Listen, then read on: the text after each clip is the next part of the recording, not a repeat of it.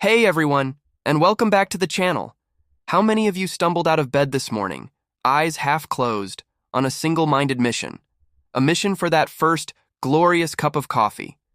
You might have battled a tangled alarm clock cord, navigated a minefield of toys left on the floor, or maybe you just had to mentally prepare for the long queue at your favorite cafe. We go through this whole ordeal day after day, just for that warm mug in our hands. And we tell ourselves it's for the caffeine, for that jolt to kickstart our brains. But what if I told you that the struggle itself, that entire morning pilgrimage for coffee, is far from useless? What if the real magic isn't just in the drink, but in the journey to get it? Think about it. That groggy pre-coffee state is a unique mental space. You're not fully awake, your defenses are down, and your mind is a clean slate. As you start the process, grinding the beans, boiling the water, waiting for the French press to steep, you're not just making a beverage. You're performing a ritual. This isn't about multitasking or efficiency. It's a moment of pure, unadulterated focus on a single, achievable task. The sound of the grinder, the smell of the freshly ground beans, the steam rising from the kettle. These are sensory anchors. They pull you out of the whirlwind of yesterday's worries and tomorrow's anxieties, grounding you firmly in the present moment. It's a form of mindfulness we practice without even realizing it. That brief 10-minute ceremony is your brain's gentle on-ramp for the day. It's a quiet declaration that says, "Okay, I'm here, I'm ready, let's begin." This isn't just waking up, it's a process of becoming. Now, let's talk about that struggle. Maybe for you, it's the walk to the coffee shop.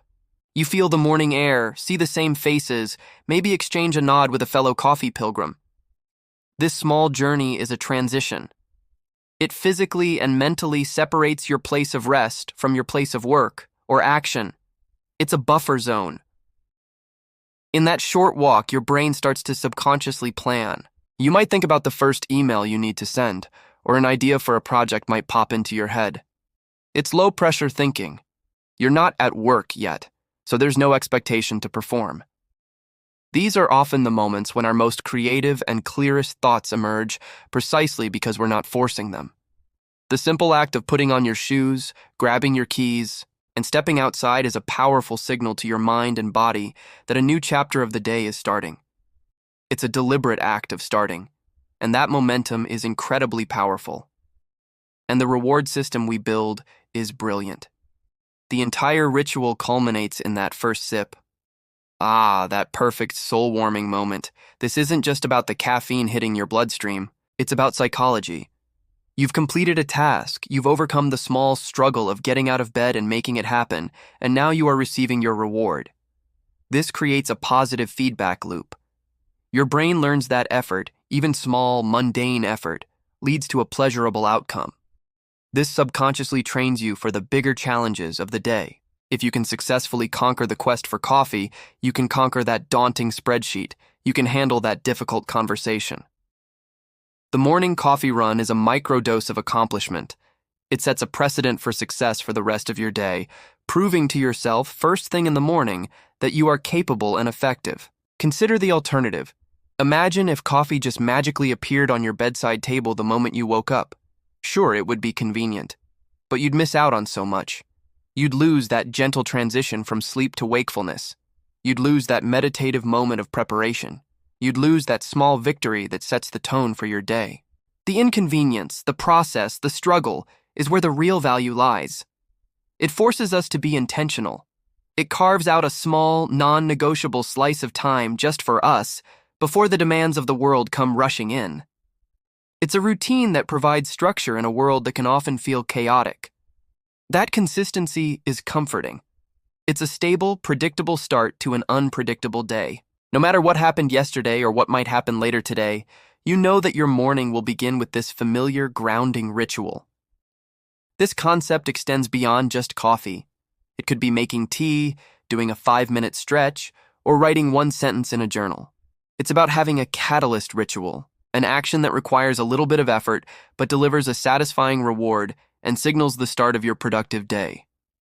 The key is that it's a process, not an instant fix. We live in a world obsessed with shortcuts and life hacks, trying to optimize every second. But some of the most important things in life can't be hacked. The morning coffee ritual is a beautiful rebellion against that mindset. It teaches us that process matters, that the journey is just as important, if not more so, than the destination. It's a daily reminder that good things take a little time and a little effort. It's a small daily practice in patience and presence. So, the next time you find yourself stumbling towards your coffee maker or braving the morning chill to get to the cafe, don't think of it as a chore. Don't see it as a necessary evil to get your caffeine fix. Reframe it. See it for what it truly is, a powerful psychological tool. It's your personal ceremony to start the day.